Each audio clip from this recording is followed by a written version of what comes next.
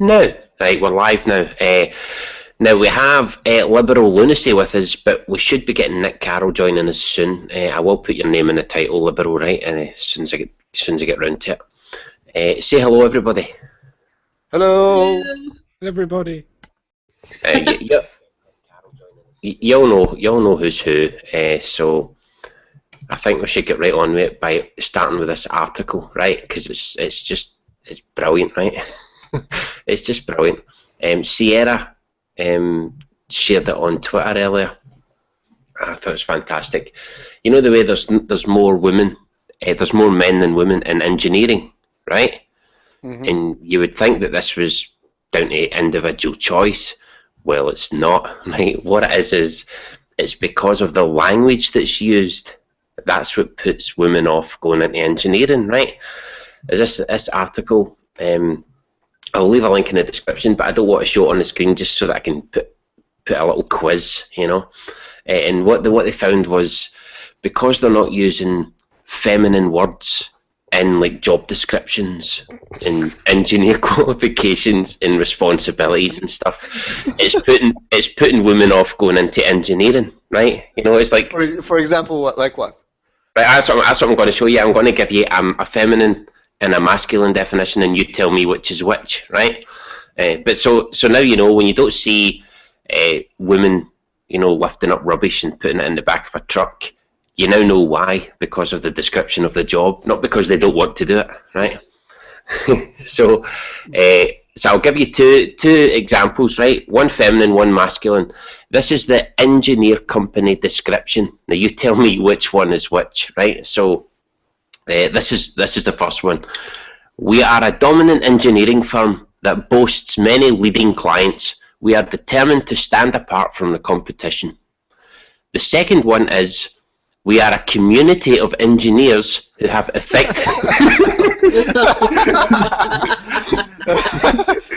We are a community of engineers who have effective relationships with many satisfied clients. We are committed to understanding the engineer sector intimately. Now, which one of them was the masculine one? Number one. This is too easy. But I thought it would say the word. If you feel like being an engineer. Well, let me go through. Let me read the two qualification. That was the company description examples. Here are the engineer qualifications examples, right? I won't tell you which one is which. You just guess for yourself, right? So here's the first one. Proficient oral and written communication skills. Collaborates well in a team environment. Sensitive to clients' needs. Can develop warm client relationships. The second one is strong communication and influencing skills, ability to perform individually in a competitive environment, superior ability to satisfy customers and manage companies' association with them. Well, you know what? I can actually agree on one point here that some women, if they'll read the second one, it will intimidate them. All these big words. I can tell you that when I was a young engineer, and I remember that I was without any experience, and at the time all the companies looked for engineers with experience. They wrote strong, you know, a lot of experience, strong in this, strong in that, and I was, fuck me, I'm not going to qualify for any of these. So I can see how this would be intimidating to women. Women needed to be more sugar coated, you know, like. But you can also understand why the company would say that would word it like that, though, because they want to be seen as the strong ones. Right, okay, let's. There's one. Women are more likely to respond to the whole, you know, building strong relationships. Exactly. It's a community. Now we know why there's more male engineers than female ones. But let's go. This is the last one, right? This is two examples for engineer responsibilities, right? Mm-hmm. The first one is direct project groups to manage project progress and ensure accurate task control. Determine compliance with clients' objectives. The second one is provide general support to project team in a manner complementary to the company. Help clients with construction activities. Well, the thing is that one thing she is correct, that would appeal to more women. The second one. However, can you imagine that a woman would go through 4 or 5 years of university, rigorous studying for 4 years, and when she got her degree, finally she got her Bachelor of Science degree, she would open, you know, the ads for, you know, hiring, and then she'll see the word strong and dominant and go, fuck it, I'm going to be a nurse. No one would do that, right? You know, that would not discourage women from, you know, going into becoming engineers eventually. I understand how women would prefer it to be, some women would prefer it to be more, you know, delicate in the way they put it. But that's not going to stop women from... Maybe people don't like facing uncomfortable truths about themselves. Because, I mean, the male descriptions also things like superior and competitive. And, you know, maybe women read that and think, well, I don't think I'm superior to anyone. I'm not competitive. And never. I'm the least superior person in the world. I'm not at all competitive. Yeah, and maybe men see descriptions like helpful and understanding and think, that's not me. I'm autistic. And understanding. I'm autistic. What are you talking about? Relationships. I cannot even maintain my relationship with my hamster. Yeah, and the irony of all this is women do tend to think they're superior, and men do tend to think they're understanding. We don't like these things about ourselves.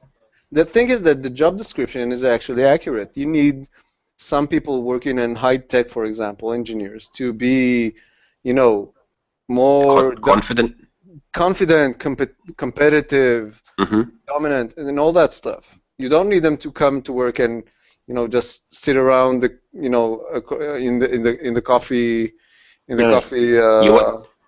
You want them to have a bit of arrogance about themselves. A little bit, yeah. But I'm, you know, it's not like an office where you just go and chat and make relationships. It's you know, the high tech, let's call it scene, okay? The high tech scene is very extremely competitive. If you watch for example, the show called Silicon Valley, which is awesome, I recommend it. It's very funny, but it's also very accurate about a lot of stuff. High tech, especially when you're talking about startup companies, it's very intense, you know. People are working hard. You need to meet the schedule, and you need to be innovative. You need to compete with companies like yours or bigger ones. You know, you need to break. Imagine if you're going against companies like Apple. If you're coming up with not like Apple, but companies that are well, you know, very well. Lost the word. Come on, help me, guys. Well developed. Yeah, exactly. Well developed, and you are now. I worked for a company that went against companies like Cisco, and you know, you're going against companies like Cisco, and you're a small company from Israel. You know, just 100 men and a few women. But and then you get, you know, you compete with them and you win. So you need to come up with awesome stuff, and you need to be competitive, and you need to be innovative. So you need this kind of mindset. And I remember when I did a video, I did a video called "Why Women Leave Tech." It was a video that you got a so-called distinguished professor who wrote a study about why women leave tech, and she talked about all kinds of discrimination against women in the workplace, and that's why so many women leave. And she said, well, women are expected to be technical and competitive, and I'm what the fuck are you talking about? Of course they need to be technical. They're fucking engineers. What they want them to be caregivers? Fucking Emily. And I was like, but it's patronising to women, though. I mean, like this article I was just covering there, it's patronising to women. You know, that's all that is. It's saying that women, you know, you have to word things a certain way because women are delicate. Well, they're not delicate. Stop treating them like they are. You know. Yeah. And imagine it on the flip side. For example, if you're going to apply for, let's say, like a kindergarten teacher, okay, for little kids, and you say, oh, don't write. You need to be a good listener, or you need to know how to talk with children. Mm-hmm. Be a competitive, dominated. No, to attract the men. That's why we don't have male kindergarten teachers, because it's the ad is not suited for men. But saying the shit they say, like building relationships with companies compared to being dominant in the field. I know who I would prefer to work for. The one who's dominant in the field. They're not interested in personal relationships and all that. It's a business. It's not about, they want the ones they can be friends with. Yeah, but eventually, if you go to a few, if you have a little bit of experience and you went to a few interviews, then you know that all that is written in the ad is a lot of it is bullshit, right? They say you need at least 5 years of experience, but if you got one, maybe they'll call you in, and maybe you'll get the job if you're good enough. Or, it's a bullshit game, though, isn't it? The employer bullshits, and the employee or potential employee bullshits the employer. It's a big bullshit game. Yeah. People need to know this. People need to know that if they write a lot of big words in the ad, it doesn't mean shit. Well, I mean, if a woman isn't an engineer or working in road maintenance, I just presume she doesn't want to do that. I don't think. It must have been because of the way the job description was worded. It's just that makes women seem more pathetic. Of course not. Of course not. I think she's on to a point that women would prefer. Women are scared when they see such terms being used in the wanted section. But still, it will not. They would not say, fuck the 4 years I went through college. I'll just go be a nurse or a kindergarten teacher. It's not going to be like that. Well, there's an article. It's true that the tech world is a more masculine world. Oh God, definitely. Just like construction, I suppose. It's just it's more masculine, isn't it? Exactly, but if you're going through college and you know that, then you're probably not the most feminine girl out there. The most of the women that I knew working in tech are more masculine or less feminine, you would say. Mm-hmm. So they kind of fit the profile anyway. Well, talking about women, right, as we always do, there's an article from a website called Sh1tlords. This was shared with me on Twitter. And I thought it was quite interesting. It's about judging women's appearance. Now, how would you guys do it, right? Liberal, you can join in if you want, right? But how would you guys judge a woman? Do you do it like 1 to 10, or is there another kind of way you do it? On the beauty standards, I mean.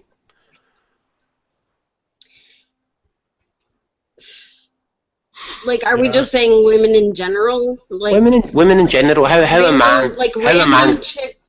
man judges a woman that he doesn't know on her appearance? How should he do it? Is it like a 1 to 10 scale, or is there some other method that you would use? Well, I'm bi, so do I get a say in this too? Of course. Cool. Hey, look, equality. We're only talking about appearance. We don't care about personality, none of that crap. Just talking about her appearance. And say we were describing her to someone else. How would you do it? Would you say, oh, she's an 8, or would you say something else? That's the thing. Like, I don't look at women or men when I'm looking at them, purely aesthetically, as as a whole. I'm like, oh, they have great eyes, or they have an amazing ass, or she's got some really nice tits.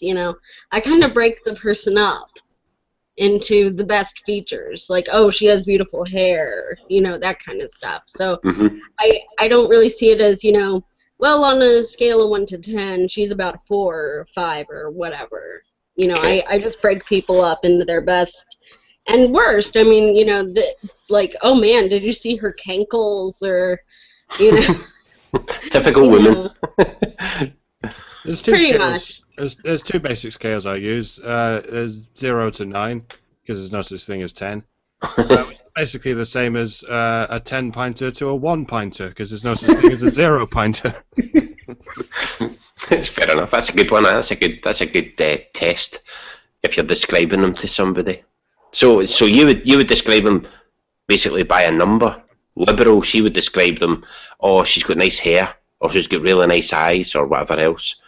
So you're Just very breaking specific. them up into parts, yeah. Yes, you're very specific. Okay. It's just, well, I found this article, I thought was quite, it's an interesting take on it, right? It says all women start at 10, right? So every woman starts at 10, and then you take a point off for something every time there's something wrong. So, for example, body odour, right? If she's got BO, she loses a point. Chapped lips, chipped nail polish, dull eyes, I don't know what that means, facial hair, flat ass, high-rising terminal, a long jawline, would that be Jenna McDermott? Narrow or wide pupillary distance. Was that eyes? Is that what that means? Pupillary? I thought they found the adjective for pupils. Well done, guys. Well done. Overweight, even slightly. Piercings, but then you might like piercings, so you wouldn't remove a point. You may be attracted to dull eyes. Exactly. I think piercings and tattoos is a plus. What's with chipped sometimes nail? they are. Who the fuck gives a shit about chipped nail varnish? Well, yeah, I mean, I have to be honest, right? I mean, I wouldn't judge a woman on her chipped nail polish, but it is something that's very noticeable. To me, it's very noticeable when a woman's, you know, when you see her nails. It just gives, I don't know, it just makes me think she done her nails at the start of the week and just hasn't bothered her arse, you know, keeping them, maintaining them. But I do actually notice that. Nail polish. I don't do nail polish because it's not really men that'll judge it. That I've found it's other women. But women judge each other more than men do, though. Yeah, I mean, and I honestly can't be bothered to keep them nice, especially if I chip them or whatever. But see if you know they're chipped. See if you know they're chipped. Do you try to hide them a wee bit more? Do you find? I don't know. Or do you just not care? I just never do my nails. So. All right, well, that's different then, isn't it? But I mean, a lot of these things are you might actually like the thing that they're taking a point off for. Like one of them says dyed hair. I mean, right away, I would remove 10 points. I would remove 10 points if it was a rainbow colour. You know, like if it was one of those fucking candy floss colours that the feminists wear. 10 points removed right away. Poor hygiene, problematic glasses. Okay, poor hygiene is definitely one. Snaggly teeth, speaking in the vocal fry register. I don't know what that means. Sweaty hands. Again, sweaty hands is not something that can be helped, really, is it? Tattoos, a lot of guys like. In fact, there's a lot of websites dedicated to tattooed women, and thick caterpillar-like eyebrows. Again, they're not That's that very bad. personal, very personal, subjective way to look at things. But if you think about it, if you want to give a counter argument, then what about all the women I asked about when they were too obsessed about their makeup and stuff, and I told them, you know that you're doing it all for men, right? And they'll go, no, we're doing it for ourselves. They're doing it for other women. They're doing it for other women. Yeah, so I'm saying, what happens if you're stranded on a lost island somewhere, okay, and you're by your own? Would you continue to brush your hair and wear makeup and do all that shit? And go, yeah, of course I will, because it makes me feel good about myself. Nah, it's a load of crap. They don't dress like that in the house. You know, they don't wear their. Some of them do. Well, dude, they don't I can really tell you care. right now, I am wearing a pair of my husband's lounge pants, a giant T-shirt, and my hair is in a ponytail on the side of my head. But you're not on camera. Would you change that if you were on camera? Hello, Nick. Fuck yes. You saw me yesterday. Hey guys. Hey, I can hear you. Can you all hear Nick? Okay. Hello. Hey guys, can you hear me okay? Yeah. Yes. Yeah, hey, man. Okay, cool. We're Glad just I could talking. join. We're just talking about how to judge women, and one of the Good luck with that. One of the methods is starting them off at a 10 and then removing a point for everything you don't like, you know, like body odor or chipped nails or things like that. Do you think that's a good method, or do you prefer the 1 to 10 method? Well, at least you know there's an absolute limit at 0, but yeah, that sounds okay. And of course there's the reversed alcohol ratio index. That could modify it quite a bit. But no, like inverse saying, alcohol ratio, yeah. But like you were saying, good fella, yeah. I mean, if I was gonna be on camera, of course I'd do up the makeup and look nice. Like you saw me yesterday. I went all the fuck out, Because you were on camera and you knew that more people could see. Aye. So that's what I mean. Women do it when they know they're going to be seen. They don't do it for themselves. They do it for other people. No. I think that's pretty clear. I'm too lazy to do makeup for myself. Me too. Anyway, you look fabulous. I just want to say a quick hello to Nick. Thanks for coming on, Nick. I love your channel. I've loved a lot of your videos so far, especially when you talk about gun rights and stuff. You know your stuff. You know what you're talking about. There's a few things, right, that you sent me on Twitter that you want to talk about. Socialism versus capitalism, liberalism, American liberalism, cultural liberalism. Now, see all these things, progressivism and neoconservatism. All of these labels really confuse me. Yeah. I find it hard to keep up with. I mean, like I was having a pop at libertarians last week, right? Because this guy was saying to me that paying taxes was the same as slavery, right? And I was like, well, that's clearly ridiculous, I mean, you might not like paying taxes, but it's not the same as slavery. You're not forced to work. You're not getting whipped. You're not in chains. Stop exaggerating. But he absolutely insisted that it was the same as slavery. So I then had a go at libertarians because he identified as a libertarian.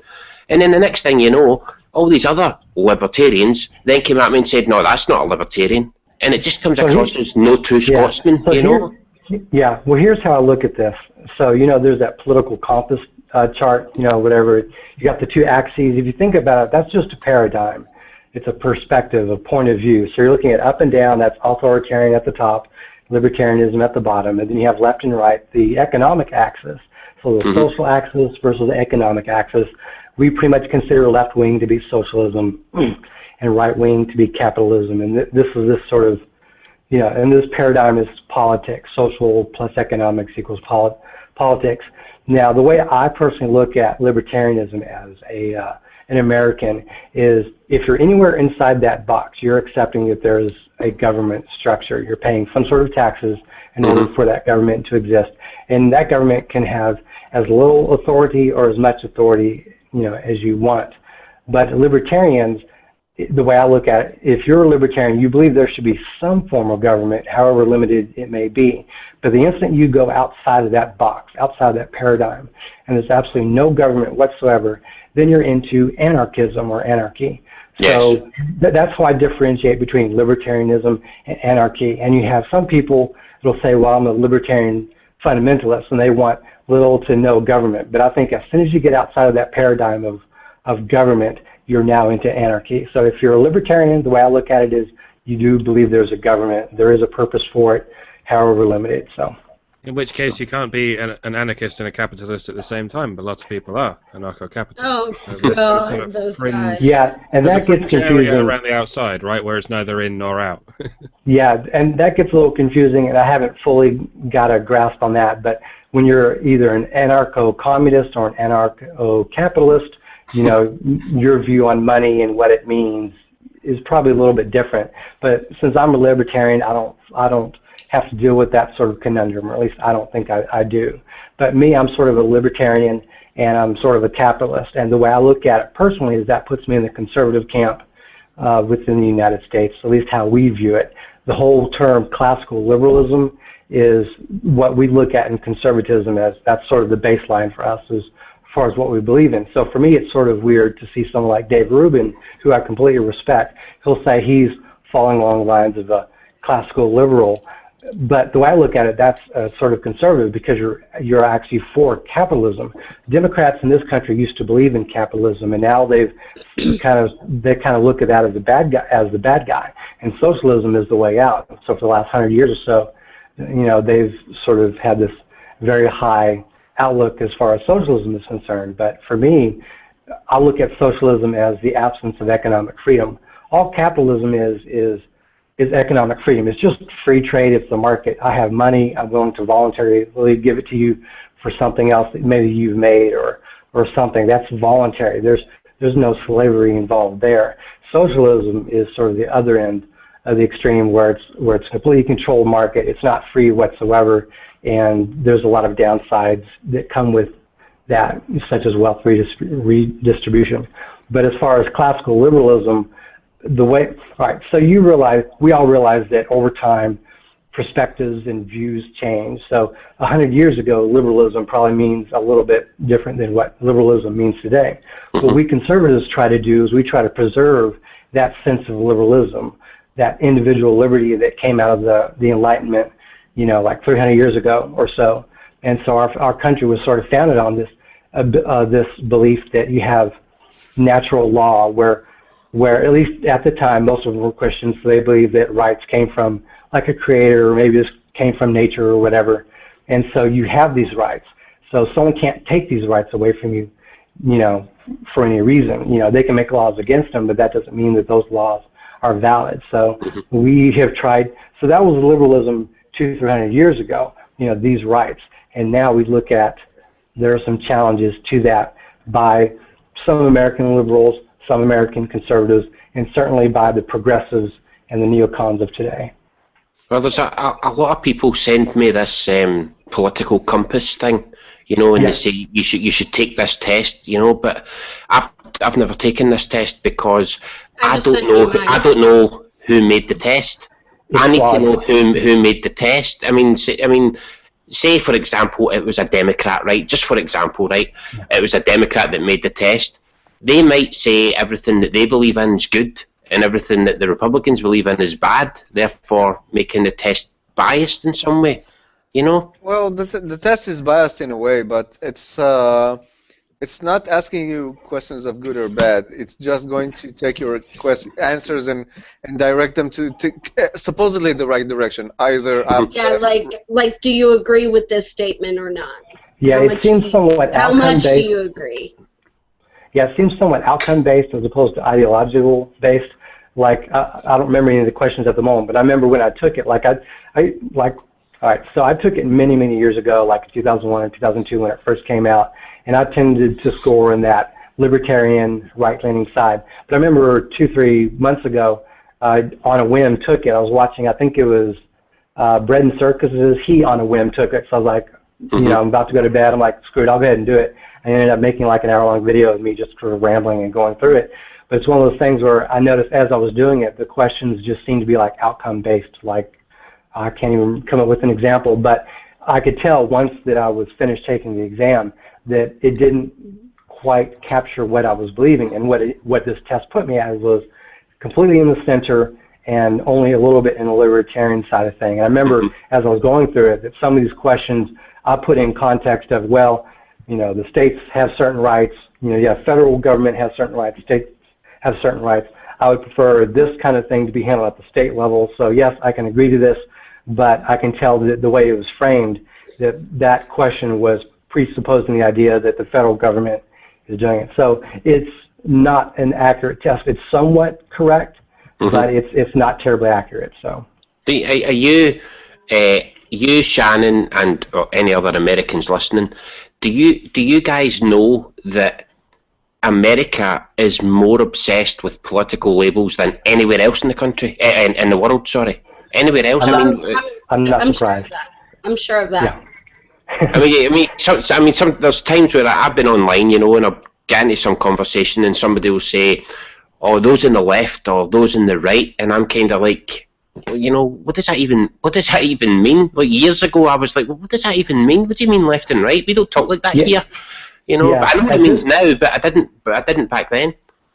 Yeah, at this point, I think the left and the right ultimately, because most of us are now sort of looking at that paradigm of liberty versus authority and socialism versus capitalism, we tend to associate left and right now at this point purely with economics in terms of socialism versus capitalism. But historically, at least in this country, there has been different views on liberty, you know, individual liberty versus, say, collective liberty, and you know, different, there's socially liberal and there's socially conservative and there's socially moderate, and so that's sort of been looked at as a left to right thing as well. But the whole idea of liberty as a political concept has only been around for about 300 years. There's a video, I'll have to link it to you guys at some point, where someone basically researched how the word liberty originated in like the mid to late 1700s as a political term. In other words, you would say, I'm a liberal, you know, X. And so people in Scotland first used the term, and then we really took off with it in America. And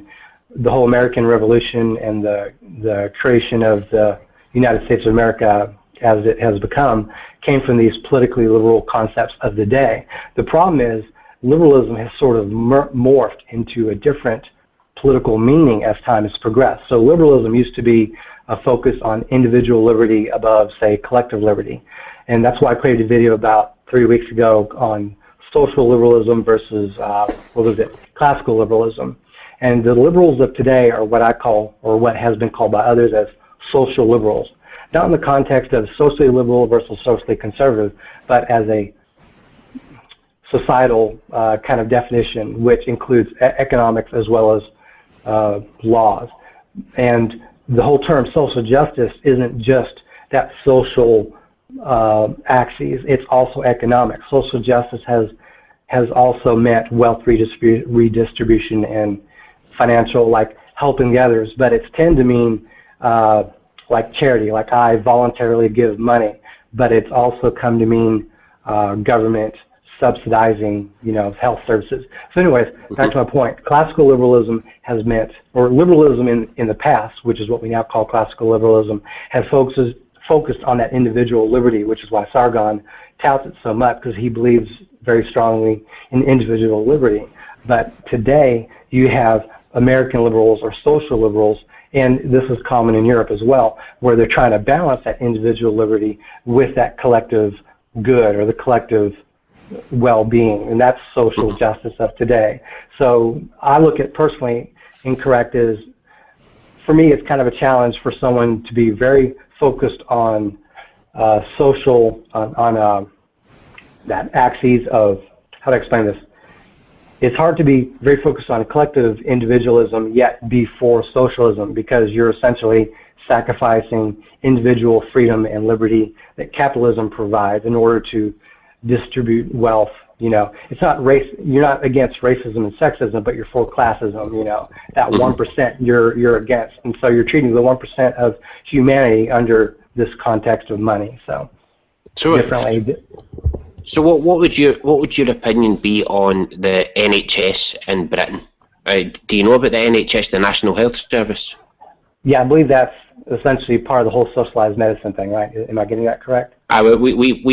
We pay taxes, and that goes towards the NHS. So if I fall and break my leg or something like that, I'll be taken care of. You know, I don't need to worry about health insurance and all that stuff, unless I want to have private. I can go private if I want, which is more expensive, but I'm taken care of by the state will look after me. Right. So it sounds like there's a baseline of protection that you get with the NHS, and then, but if you want to pay for something else, that is how I understand it is in Canada as well. They have essentially hospitals and super hospitals are where you can have private care. You pay extra money, or you have private insurance. And for us in America, we just call those hospitals, but we don't have that safety net as far as, just socialized medicine and socialized healthcare, stuff like that. Although we do have public education, up to grade 12 here, in the States. So the way I look at it personally is, I'm not an anarchist. I do believe in government, that there's a purpose for government. But for me, what we try to do is give people the choice, their choice, and through competition of finding, insurance and stuff like that, rather than having socialized medicine. So for us on the right, we have been against socialized medicine, and we're not too keen on public schools only. And what we've tried to do is essentially combat that by giving private schools as an option, and then there's like vouchers for that you can spend either on public schools or you can, you know, spend them on private education. So we try to find ways that are voluntary, because the whole thing about socialism is you can't just have almost no government and have socialism work. You have to have wealth redistribution. So you have, you know, it's not like you can have like everyone with a 10% flat tax. You have to have the richer people pay more money and more money and more money. And as they get more rich, they have to pay more money, and then they have to deal with loopholes, and you deal with chronic capitalism. There's 3 economic tax models. There's number 1, which is a subscription where everyone pays like the same blank rate. So let's say like any of us would buy a magazine or we'd pay for a magazine subscription. It's the same for everyone. That's tax model number 1. Tax model number 2 is sort of a ratio where we're all paying, say, 10%. So if I make $10,000 a year, or someone else makes $100,000 a year, the ratio is identical. The proportion of taxes is paid the same. So that's a middle-of-the-road form of taxation. Number 3 is a progressive form of taxation. That's something that conservatives have been fighting for a long time, and that's you make $10,000 a year, so you pay absolutely nothing. You make $100,000 a year, so you have to pay X amount. You make $1 million a year, you have to pay an even greater proportion. I'm against that. The middle one I'm in favour of, but the third one there, I'm completely. I mean that just encourages people to hide the money that they have, you know, and it doesn't really encourage people to get rich at the end of the day, because it's like they're going to have to pay more money. What we conservatives believe is we are against class-based warfare, just like a lot of us, most of us, I would argue, are against racism and sexism and true discrimination based on variable X or variable Y or variable Z. Wealth and income are yet just another variable, and so for us, we don't believe it is correct or morally right to essentially tax someone more, take more money from person Y than person X, because person Y has something else that's different. We don't believe that that's fair to do. But are the Democrats, are they in favour of that? So the way, yes, and you know, I don't want to sound like I'm impugning the Democrats, because a lot of people on the right and left like to impugn each other. We just have a different perspective, and I'm just trying to be respectful of that point of view. My next video is actually going to be on the whole socialism versus capitalism thing. But their whole point of view is we want to balance individual freedom with the collective good. That's social justice to us, which is done economically as well as socially in terms of, you know, the laws that they want passed. And so they are for this taxing the wealthy, taxing that 1%, taxing the 1/10 or 1% or whatever, taxing the top 10% higher than everything else. So a progressive tax structure is very popular on the left, on the economically left in America for Democrats of all kinds. And what we on the right believe, you know, is just everyone pays the same amount. You can understand the idea of, well, there's an absolute poverty limit. Someone that's absolutely broke obviously can't pay 10% of their wages. So maybe you put like a poverty line for person X and they don't pay anything. But above that, you know, if you're not financially handicapped, you pay taxes fairly like everyone else does. And same thing with businesses. All businesses would pay 10 or 16% or 25%. There's different tax rates out there, but everyone would just pay the same, and there's no loopholes. But a few questions I have for you. When you say the same, you mean that they pay the same in percentage or in absolute numbers? Percentage. Percentage. Yeah, so it's not the same. So they're not paying the same. Exactly. Yeah. Correct. What none of us advocate is not the subscription model or that progressive model. For us, we look at that compromise in the middle. Everyone just pays the same ratio or proportion of their income, provided they're not financially handicapped and below that poverty level. So. Okay. Another interesting question, and just I'm interjecting with before I'm asking my question is, did you listen to Dennis Prager's lecture on 10 ways liberalism is bad for America? I want to say I think I did a few months ago, but I don't recall anything about that. It actually was pretty interesting, and he made some great points, but I got reminded about that lecture because you said something that you don't want to impugn people from the left, Yeah. And he said something very interesting. He said, well, I am a conservative, but most of the liberal people I know, most liberal people are good, kind, and great people. And the only thing is that they have the wrong ideas as far as I'm concerned. But they cannot say the same thing about us, by the way. He said, I'm quoting him, and he said, I know Larry King, and he's paraphrasing him when he's saying, Larry King is always asking me, what's it about conservatives, and why is conservatives find it so hard to be, what is the deal with them and kindness? Why they cannot be kind, Yeah, that's a bad rap. Yeah, that's a bad rap we get. We're viewed as unkind because we don't want like socialized medicine or whatever. And I'll get back to that point, good fella, in just a moment on the socialized medicine bit. But like we do not advocate for all these social services. Like let me put this in well, maybe that's too soon. I was going to say, so our government, the United States federal government alone, has 6 million people working for it. That's 3.1 to 3.2 for the Department of Defense, and everyone else is like 2.8 or so million is for everything else, for just the federal government, not state and local. For that government, we have a $19 trillion debt, and it's guaranteed to be $21 trillion by either the end of this year or the next year. No business in the world could operate like that. Not only that, we have like an outstanding, commitments basically for about another 100 trillion. The largest company in the world that isn't a government is Walmart, and they employ 2.7 million people as opposed to 6 million. And as far as I know, they're not even in debt. Why does the federal government, United States federal government, have to be 19 trillion in the hole? No business could operate like that, yet somehow the federal government has to be immune. So we advocate financial fiscal responsibility. The government has dug itself into a hole over the last few decades, particularly in the last 2, and there's got to be a way out. And by having all these socialized services, there's like 300 plus 400 agencies alone in the federal government, U.S. federal government, not even in the state or local. So we just can't afford to do all this. There's just so many things we're committing to that we can't afford to. And so, all right, so we have this progressive tax. That's one way of trying to pay for all that.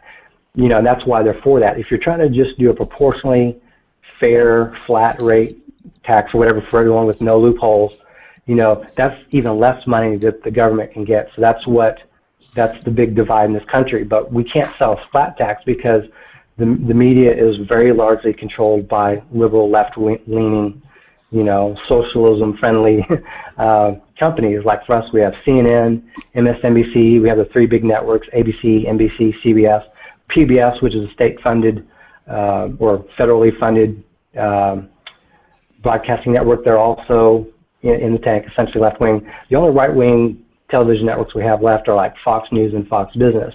And it's very similar in newspapers. Most of the newspapers are left-leaning, and they're just simply not going to cover certain things like fiscal responsibility. They're never going to look at anything that's done right by capitalism. There's a certain set of, and that's the difference between the left and the right. We both have our beliefs on liberties, individual or otherwise, but they're each fighting for different sets of liberties and not so much for the others. And what a lot of us in the libertarian front, you might say, we're trying to advocate for all those rights, but we still prioritize individual rights over the collective rights. So anyways, I'll digress. I saw some, oh, sorry. No, go ahead. I just, first off, I am pretty much where you are. I'm a right-leaning libertarian at this point. I used to be more hardcore conservative, but I've kind of eased up a little bit in the last couple years. Yeah, I'm socially moderate but fiscally conservative. That's how I look at myself. Yeah, that's how I am too. But I saw this great meme about a year ago, and it was a libertarian believes that a gay married couple should be able to defend their private business with a gun. Yeah. Sounds good to me. Sounds like a compromise. Exactly. I love it. So this is something that I think Rand Paul as well as Ron Paul have mentioned in the past, and they're libertarian-leaning conservatives, and they've mentioned how like the left is good at protecting like social liberties, and the right is good at protecting economic liberties. We try to protect them all. So that's one of the ways we try to do that. But and that's why we're not popular with either. You know. Yeah. Yeah, we think we're viewed as uncaring or unfeeling because we don't want, these sort of blanket coverages like socialized medicine, and we want competition. It would solve all of the healthcare issues in this country. And I know you guys are over, where you guys have the socialized medicine and everything, but Obamacare has pretty much destroyed anything. Okay. It's so bad over here right now. Go ahead. Can I ask what you both think of this quote? This was said years ago by George Galloway. Now it doesn't matter if you like or hate George Galloway, right? But he said that in Britain, if you collapse on the street, the paramedics will come and they'll check your pulse. But in America, if you collapse in the street, the paramedics will come and check your wallet. What do you think of that quote? That's somewhat accurate. it's somewhat accurate, but the problem is Obamacare. Like, I actually talked to my doctor about it because I figured, okay, if I want to know about this whole healthcare system, I might as well see what doctors think about it. And what he told me is the devil's in the details. You're not going to find a doctor out there that doesn't want everybody to have access to health care. Mm-hmm. But the problem is, first off, we don't have the amount of healthcare professionals needed to treat all of these people. And we're letting people in at an alarming rate and expecting the state to take care of them as far as healthcare. Obamacare changed the full-time work week from 40 hours to 30 hours, and they thought, well, that means more people will get full-time work, and it's like, no, you just cut a bunch of people's hours. That's all that happened. Yeah. So here's the deal with Obamacare, as I understand it, and you keep in mind, I'm a political layman, this is my expertise, but so we have a bit of a corrupt system in the first place. So when you introduce something like a union, there are pros and cons with the union. One thing you don't get with the union is openness and competitiveness. So the American Medical Association, for example, here in the States, is, for lack of a better term, a union. And there's only a limited number of associations, and agencies that are allowed to deal with that. And, they're all on the public dime. And there's a lack of competition, and so the insurance companies, they don't have to try to really compete with each other because there's so few of them. And now what you're going to do is dump on top of that socialism on already really high prices, and you're going to eliminate competition. When you hear the term single payer, that's literally just the government. And governments have never been known to be terribly competitive or efficient. And so you're basically putting this on top of crony capitalism. So when you hear the term crony capitalism, it's usually a result of two things: governmentalism and corporatism. A corrupt government working with corrupt capitalists or corporations, etc., to essentially eliminate competition, get tax breaks, and then do all this kind of stuff. And then that's essentially where we get crony capitalism. So we have to deal with that, with corruption, with both our government and the businesses. The thing about the government is the government has they're the ultimate arbiter of power. They can take all your money away, they can take all your possessions away, they can imprison you, they can kill you. Businesses can't do that. So we look at government as a greater threat to business simply because they have the final say on anything you do in your life. But the flaw with Obamacare is essentially you have a shit sandwich. You have really crappy bottom and a really crappy top. And so that's what we have to deal with. That's why it's so much more expensive here in terms of taxation to fund this system as opposed to Europe, which has been doing this for a lot longer and has happened to not necessarily work out the bugs, but they've managed to just drive everything down. So. Well, the more you talk, the more questions I have for you, but Okay. I'll just lay them out and you can answer them or not if you wish. The first question is if we can ask you, who are you voting for? Second, I was going to ask that as well. I was going to ask that as well. Great. So he'll answer both of us. Second one is why do you think, what would happen if social medicine, I see that you have a problem with this whole idea of social medicine, even in a basic level, but what would happen if that would not be a federal thing, but a state thing, which every state could, decide, like, these are the companies, these are the rules, and this is how we're going to tax you, and then you can do it on a state level instead of a federal level. Third question is, why are you against, maybe in principle, against even basic social medicine? And the last one, the last one is actually pretty interesting. I see that there's a lot of, again, like you said, a backlash against Republicans lately, especially in the media, where you can see people in MTV calling Republicans rape Republicans and stuff like that, and you're getting, Republicans are.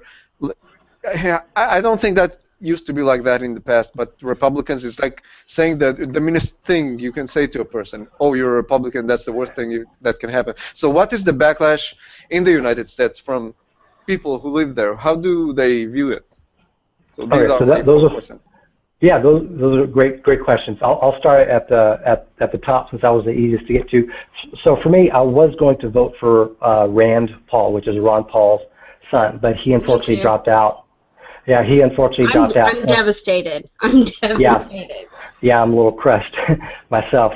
So just as a little bit of perspective, in 2008, that was the last year that I had voted for a presidential candidate, and I did so reluctantly. I voted for John McCain, and I actually felt, for lack of a better word, dirty for doing it because he's not my type of a conservative. He's very much establishment, very much moderate, and he's an example of why about 9 million conservatives did not vote in the 2008 election, simply because he just did nothing for us.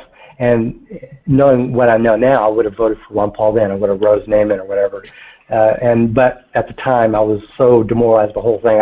I gave up politics for years. And then actually last year, or late 2014, because of Gamergate, I actually got interested in politics again and in the actual moral issues of why people would be politically influenced one way or the other. So for what I'm likely going to vote for now is likely Ted Cruz, although I don't agree with him on everything, but he's probably the closest. I'm not for Trump per se. I like a lot of his rhetoric, but there's a lot of things I don't like about him in terms of how he acts and treats people. I'm not one of these people that gets offended easily, and I'm not labeling him like misogynist or any kind of BS like that. But I will just say that he's obviously playing a game, and it's obviously making him successful, but there's a downside to that game, and it's alienating a lot of people. So while I would support him should he become the nomination, he's not remotely the type of conservative that I am or that I believe properly represents me. I believe that he's still, at the bottom line, to some extent, a crony capitalist. I believe he's finding conservatism. I believe he's actually finding libertarianism because he has some libertarians like Wayne Allen Root supporting him very, very vocally, and they're trying to work with him to better understand individual liberties. But for me, Ted Cruz, he's actually my age, but he's also, like I'm in Texas, he's from Texas as well. He more aligns with what I believe on most issues. Second would be Marco Rubio, but somewhat reluctantly because I believe he's sort of gotten sucked into the establishment to some extent, and has sort of tried working with him. Pretty much everyone else not really interested in. I would hope that this Republican field of 6 would eventually consolidate down to 3 or 2 to where it's a better election where people can get a better grasp on things. So as far as socialized medicine, so here's the reason why it's hard for a lot of people to grasp why someone like me is against socialized medicine and these kind of things. To some extent, it's wealth redistribution that's a problem, but that's only one part of the moral issue. The other part of the moral issue is all this infrastructure and all this extra stuff to take care of everyone else costs more money. And at a fundamental level, when you're taking money from me and giving it to someone else, or the alternative, the way government works is the government takes money from me and wastes it all and gets into debt. That's the moral issue. Every penny of money that belongs to the government is not actually their money. It's other people's money. That OPM you might have heard before, like Sarah Palin or whatever. It's not their money. And when they're taking more money from others involuntarily, that's a problem. So you can say maybe 2 or 3% of your income, that's less of a sting. The higher amount of money that gets taken from you, even if it's not actually you, if it's someone else, that's still something bad that's happening to someone else without their consent. They don't have a choice. If you don't pay your taxes, you go to jail, or they take your money, or they take some of your possessions, or any or all of the above. You can go to jail for years, and the more money you make, the more disproportionately they want to take from you. So that is a moral issue, and that's what we have. So even if theoretically, let's just get rid of the wealth redistribution aspect of the game, okay? Everyone just gets a 10% flat rate, except that poverty level. We'll make that an exception because we'll consider they're financially handicapped. You're still taking 10% when theoretically, if you weren't doing all these extra things, you would maybe only take 3% or 2%. That's the moral issue. If me and Goodfellow are hanging out at a pub or whatever, and I take 50% of his money, that's not good. If I take 10% of his money, that's better, but I'm still taking money from him without him wanting to. That is a moral issue. And so that's why we have an issue with socialism, even if there's no wealth redistribution. But it will boil down to a point where many people would not be able to even afford the most basic medical care. Exactly, and that's the balance between individual liberty, i.e. this is my money, it's not your money, it's no one else's money, it's my money, no one has the right to take it. That's an individual right to property, to wealth, to your own stuff, versus a collective good. And that's where American liberalism or social liberalism of today has generated from, because they just realize for their outlook that government needs to do more. It needs to provide safety nets in terms of economics, welfare. It creates the welfare state. Like education, there needs to be public education. Everyone needs to have the right to public education. There's socialized medicine. Everyone has the right to health care. And so, but all these things cost money. No one, if you're a doctor, you don't work for free. Not realistically. Most lawyers don't work for free. Or they may work from case to case free, but generally they like, money. And so that's the issue. So that's why we can have an issue with socialized medicine. We also have an issue with education as a right. Not because we hate people or we don't want them to be educated. We just realize the government is a monopoly, and they're not terribly efficient, and they're not terribly good. So it's not the concept. It's not really the concept more than the implementation is problematic. And sorry, I'm using this word, guys, but triggered. Yeah. So keep in mind, problematic is a good word. It's just overused by the wrong people for everything. Anyway, I'm sorry. Yeah. So the problem that you're talking about, it's not, in concept. Let's help the poor. Let's help the less able. It's the way that it's implemented, which is the problem that you're... We believe in charity. We believe in voluntarily helping others. We believe that's an important part. We believe that churches, for example, even though I'm agnostic, I used to be a Christian, but I'm agnostic now. So, I look at the idea of a God and heaven and all that stuff. Sounds really good. I like it, but no proof. So what do I got to do? So I'm agnostic. But I agree with the concept. It's a Judeo-Christian type of value, but it's not exclusive to them, where you have churches, you have charity runs, all that kind of stuff. that is something people should willingly do. I have lots of friends over the years that I've lived with, or I've had them live with me. We've helped each out over the years as we've grown, and that's just something that we do. And I don't know if this is true or not, because it's not something I can verify, but I've heard in the past others say that, like, Republicans give more to charity voluntarily than Democrats do. That's exactly what Dennis Prager said in that lecture that I'm talking about. Exactly, yeah. Word for word. He actually dwelled on it for a few minutes. Which leads me to the next question. If the problem is the implementation, if you take it to the state level, and you can maybe even control it more because you're able to control your state more. Yeah, so that's actually a very good point. So again, I would still disagree on the moral level, but it does at least have the advantage of being more competitive. In fact, that's one of the things that some of these candidates are advocating, is that you eliminate the state borders in terms of insurance companies. And let's say if you want to buy insurance, you can buy insurance out of the state and kind of stuff like that. Now you have all these insurance companies throughout the different states competing, driving the prices down. One of the problems with a highly centralized government like ours, the federal government, is that it eliminates the sovereignty of the states in all the areas that it chooses to take over, and because of that, it eliminates competition. So you have state X and state Y. You want them to be able to compete with all the different services. So let's say this state, pioneers a certain type of service, doing it in some way. All these other states can learn from them. But since all this is essentially done at the federal level, there's no competition. The federal government isn't competing with itself to try to improve. And if anyone's ever been to like the DMV or any sort of dealt with the government in any sort of way from person to person, you realize these people don't really care about you. They're on the other side, they're doing stuff because it's their job, but they don't really care about you. But there's nothing driving the actual infrastructure of the federal government to compete with anyone else, because they are the ultimate power, and there's nothing for them. There's no onus upon them to try to do better or try to compete. So I hope that makes sense. Okay. And the last question was the media.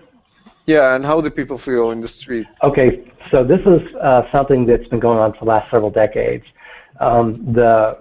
If you've ever heard the term liberal media, that's been popularized on the right, because we see how people with right-leaning views are treated generally in terms of TV and the movie industry, on the news shows.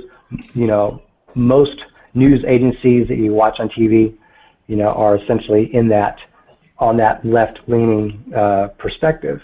And this goes for most television shows that are produced, many television networks like MTV. You have these large corporations like Comcast and Disney and whatever else, and all these other companies underneath them. They're all pretty much stacked one way. So if you're in Hollywood and you're a conservative, if you've even admitted that you're a conservative, you are most likely blacklisted from most opportunities. Even if there's not a literal blacklist, you are virtually blacklisted. And same thing with the networks. Almost everyone, all the reporters, all the interviewers, all the journalists, they're all left-leaning, and they all believe the same thing. So you would watch, say, a political show on PBS or ABC or CBS or NBC or any of the other stations like that. It's almost always like, say, 3 liberals and 1 conservative, and it's the token conservative. It's been like that for decades. All the This Weeks and all the Sunday talk shows are basically, a liberal host, mostly liberal people, and 1 conservative, if you're lucky. And so that's why you get something like Fox News that arose in the late 90s as an alternative, because they realized there's a market for the other half of the population. If you look at any presidential election, it's almost 50-50 in terms of actual popular vote, left-leaning versus right-leaning. So there's an entire half of the country that's not being represented well, either on media in terms of entertainment or in terms of journalism or even the newspapers and other things like that. The only avenue where right-wingers compete are on radio. And this actually comes through in the actual articles that are written in terms of what's actually selected to be written, how it's written, how all the terms are used. So let's say if you're pro-life or pro-choice. Pro-life as a phrase is almost never used by the liberal media. It's always anti-abortion. So it's not a positive view. pro-choice is used a lot more often than pro-life, for example. So there are like search engines like Nexus, I think is what it's called, where you can search for all these terms and you can see all the essentially very positive left-leaning stuff. You almost never hear the word extreme left-winger on MSNBC or CNN. That word never exists, either leftist or left-leaning or anything like that. But you'll hear extremist or right-winger or anything like that, a negative term. So when you have that going on for decades, that affects the culture, and that's why you have the success of a lot of these kind of shows on the left, because they sort of breed this environment with each other. So that's what we on the right have to deal with, a country that outwardly, at least through the media and entertainment and all that kind of stuff, even the movies, we're always looked at as the bad guys. Most of the times, when you see a Hollywood movie, it's like the evil corporation or the evil businessman, or if it's an evil politician, they're most likely going to be looked at as essentially like that. Yeah, Republican. So, I mean, what can you do? So that's the problem we have to deal with. So I've got a personal message for you, Nick, from someone. Do you want to hear it? Yeah, go for it. I have no choice but to tell you, you're fired. I was told, Megan told me to do that. Told me to do that in the chat. There was something on Twitter, right? I'm not going to take part in this, but you said you wanted to discuss, maybe Sh1tlords will be interested in this, Israel, terrorism, and the Muslim crisis in Europe, the Middle East, South Africa. Right, although you claim you're not an expert on any stretch, what is your opinion on all of that? I think Israel's been given a bad deal by really the entire world, and I don't get it. You hear, they're the most socially liberal Middle Eastern nation. They have all these rights, and freedoms that everyone else is working so hard to essentially extinguish. You have these Palestinian terrorists, and for the longest time here in the States, we had so many people in the media. They wouldn't even mention the word terrorist. If it was a Middle Eastern person, if they they're freedom fighters. In fact, if you ever heard the term PJ Media or PJ TV, that came from, I think it was a CBS. I hope I don't butcher this story. It's been a long time since I've had to think about it. But so there was like a CBS executive many, many years ago, maybe late 1990s or maybe early 2000s. I think it was post 9/11. And there was a lot of attention brought to the fact that CBS and ABC and all these others were not using the word terrorist or terrorism to define these Muslim or Islamic extremists, etc. And so I think there was a pejorative used by a lot of these bloggers that were pointing out the liberal media bias and how they were covering stuff like that. And so I think there was a derogatory term like, oh, these journalists or these bloggers are working in their pajamas.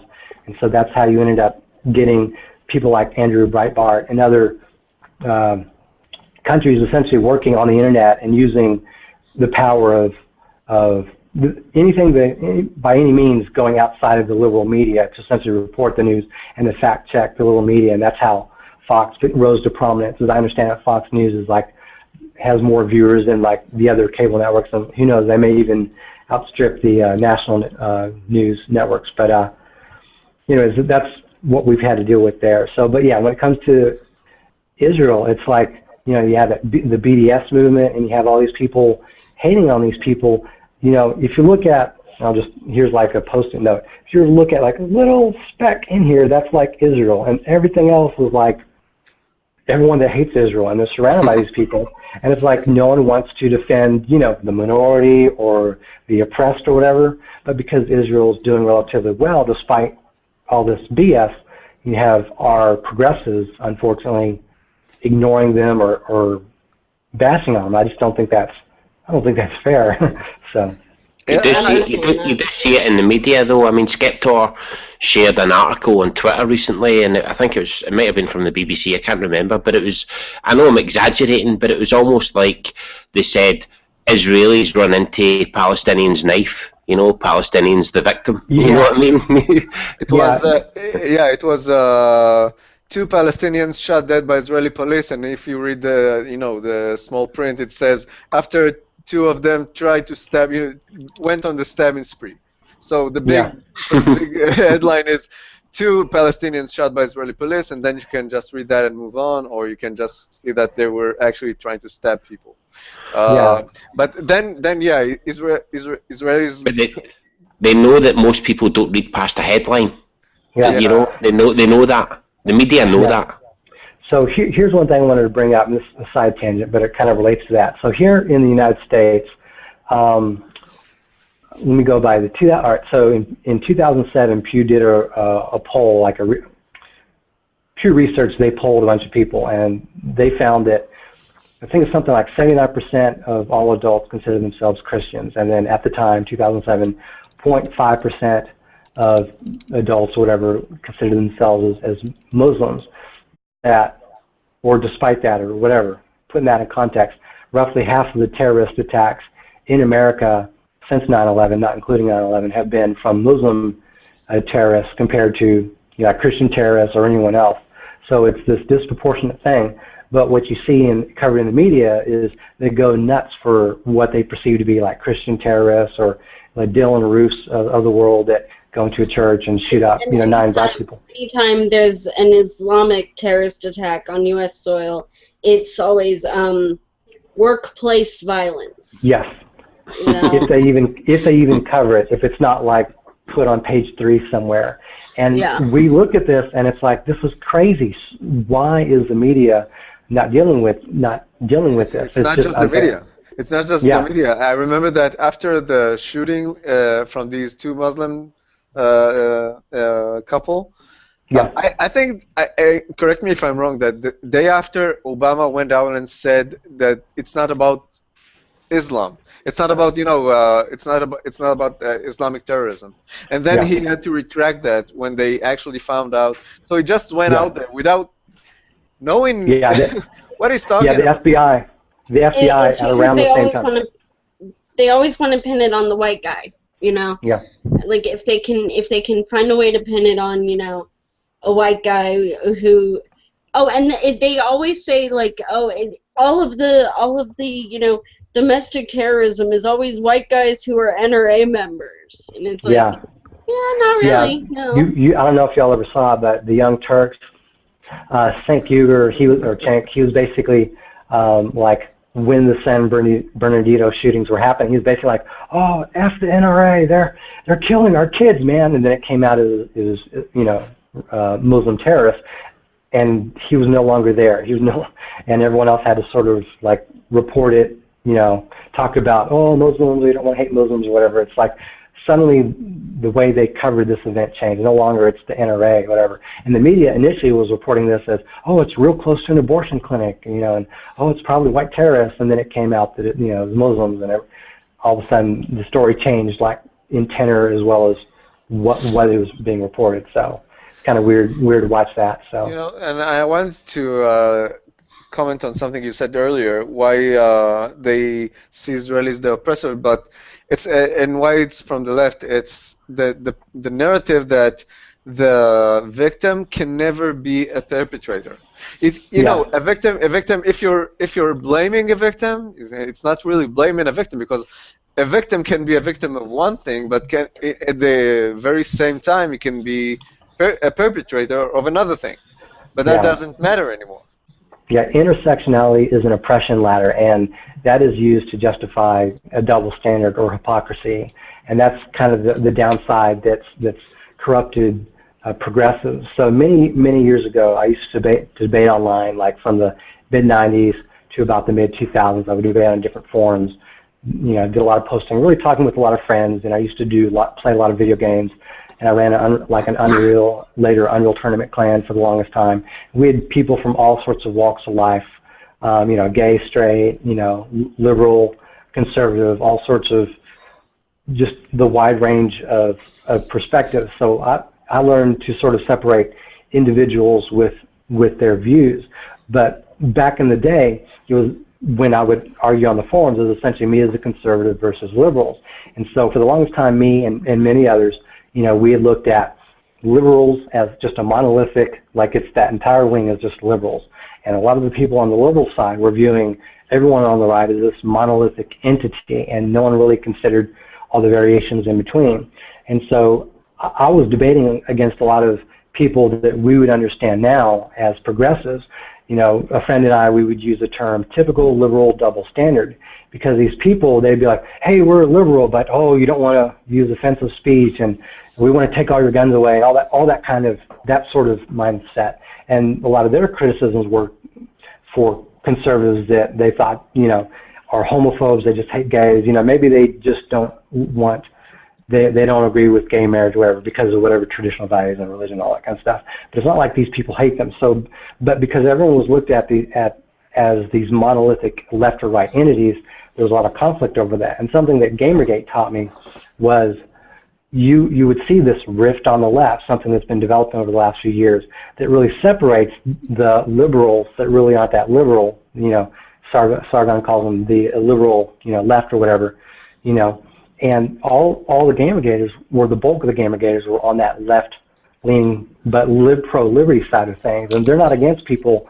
You want to have a gay, trans character in the game, they don't really care. They just don't want you forcing others to not build the games that they want. And so there's that side there. So that's why I look at the left is liberals versus progressives, and the right is conservatives versus neoconservatives, because the neoconservatives seem to be very much for crony capitalism. They seem to be very much, you know, they're proud, and there's just this more authoritarian side of conservatism that people like me are not terribly much in agreement. And you're kind of seeing this play out in our current election, where a lot of people are fighting within the Republican Party, you know.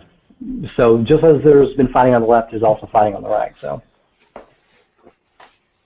Oh, you've given us a few good topics, and I mean, he's commented to me on Twitter, and there's a good few topics here, and one of them is Twitter censorship on the internet, including Gamergate. But the thing that interests me is the Confederate flag. Is your opinion on the Confederate flag now in Grand Theft Auto? They used to have the Confederate flag in Grand Theft Auto in certain areas. Wow. And they changed that to the American flag. And I thought, at first I thought, well, that was a bit of a pussy move. But then I thought, well, a lot of black people play the game. Maybe they just don't want the hassle. They don't want to upset anybody. So they just took the easy way out and changed it to the American flag, you know, in like the redneck areas, you know. Yeah. So what's your opinion on the Confederate flag censorship? Yeah, so me personally, I've been against censorship of the Confederate flag, even though me personally it doesn't have anything to do with me. Like, I don't even own one. But like, so the dirty little secret about the Confederate flag is it was essentially a Democrat flag. You know, the Democrats of today, they try to put all the racism and stuff like that against the right wing, but Democrats were the party that essentially forced secession from the Union. And the Republican Party was essentially the party that brought them all together. And that's the whole beginning of the Civil War and stuff like that. But that's the Confederate battle flag. That's what everyone looks at as a flag that needs to be banned. And for me, like I'm a Republican. I'm in Texas. You know, I've known more racist people that were Democrats, you know, than Republicans. Like literally racist. And so, like for me, I mean, it just doesn't matter to me. But there are a lot of people that they've never experienced racism, you know, like they did before the Civil War, and certainly since then. And so they actually look at the Confederate flag in a positive light. They look at it as rebellion and freedom and states' rights, and we're fighting government power and stuff like that. They do not look at it as, well, this is to fight to keep slavery. It's just not seen in that light. It's been 150 years for us, or however. And so we just, even me, I just don't really view the Confederate flag. Even the term rebel, it only means something in the United States, particularly in the South, but like you have Rebel TV in Canada. To them, a rebel doesn't have anything to do with slavery because it just doesn't have that context in Canada. But particularly in the South and in southern states like Texas on through Florida and some other areas, there is a recognition that rebel meant, you know, pro-racist or pro-slavery 100 plus years ago. But no one even today thinks of it like that. So the Confederate flag really is not a symbol of hate and oppression and slavery here. It's just a flag. Some people like it. No one really cares. But it's because of the whole identity politics thing, the whole left-leaning stuff. You know, if you ask a typical Republican, do they care about the Confederate flag like it means something to them? Probably not. Maybe some Democrats, you know, but I don't know. I don't think it's a big deal. But like go for it. I'm sorry. The most of the people I've talked to, I guess you and I are the token, Americans here. What can we do? But most of the people I've talked to about it myself. I mean, I live in Ohio, but most of my family is Southern, and they always saw it as a states' rights thing, not as a we hate black people thing. And I mean, I'll admit I'm descended from Robert E. Lee. So, there's that, but, well, from his wife's side of the family. But, growing up, we always saw it as a states' rights thing. Like, my grandma even had a Confederate Army hat, that we had in the house, and we'd all run around wearing it. We didn't know what the hell it was. Yeah. But it was never seen as a racist thing. It was about states' rights. Yeah, in truth, it really was about states' rights as well. Oh, yeah. But, but the whole thing is, these states seceded because they wanted to keep slaves. You can argue about one or the other being the root cause. They're both related. They're both part of it. And really, because honestly, most people in America aren't remotely racist. Honestly, we just don't care. We just don't care. And so we think of it, I guess to us, it's more important as a states' rights issue. That's how I look at it personally. So. Yeah. Can I, just take it to a completely different area and ask you, did you watch Kevin McGinnis versus Copper Cab, the ginger guy? No, I heard about that, but I haven't had time to watch it. It's supposed to be good. I cannot believe the so-called ginger feminist is really he's too. I've heard he's a troll, but I haven't watched it to see. No, he's a troll. He's a troll. He's not real. He's a troll. He's a troll, right? Yes. Oh my God! It was so amusing. It was seriously so amusing. But for some reason, Paul Joseph Walker did a serious video laughing at. Oh, he probably didn't know that. That's me on the show. That's the whole thing. This whole progressive business is so crazy that when you actually see crazy, it's hard to tell that it's crazy. Bo's law. It's Bo's law, isn't it? It's like it's when you see an actual example of it, you're thinking, is this a joke or is this legitimate? And you just don't know. You just don't know anymore. You're like pinching yourself. Did I just see that? Is that real? Well, it was extremely funny, and you should watch it. Well, one of the topics that Nick recommended was interesting to me because for me, if they attack me and take me out of context, I'm in deep shit, right? And it's the topic of Rush V. Yeah. Yeah, we all know about Rush V. They took one paragraph from one article and claimed that that's what he said and didn't state the whole article. And it's unbelievable. What's your view on that, Nick? So, I've been meaning to see. Yeah. So Spinosaurus King did a video on this. I haven't had a chance yet to watch it. It's like a 20-minute video where he sort of actually is like anti-Rush in this aspect for some of the things that he's done. So I've been meaning to read that. But everything that I've read from him or looked at online or seen his posting or watched what he put out on video, it just seems like he's deliberately trolling people. So for me, kind of what we mentioned with Poe's Law, I find it really hard to find it serious that he would actually rape someone or that he's actually like an evil person, because everything that he's doing is like geared to do attention. Maybe he's not like a professional troll, like maybe he's not like the most sophisticated or elegant kind of troll that can do that, but he's still effective. And for me, I've just had a hard time.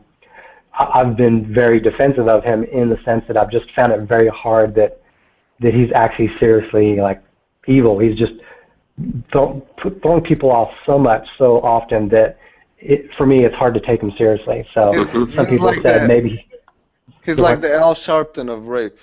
Well, it's like if there really was a man who said rape should be legal, right, and he was absolutely serious about it, I would understand people being angry at him. But he's clearly not saying that. He's saying it as a point. He's trying to make the point about women's safety and taking their own, safety into account. And it's been completely taken out of context. And this could happen to any of us.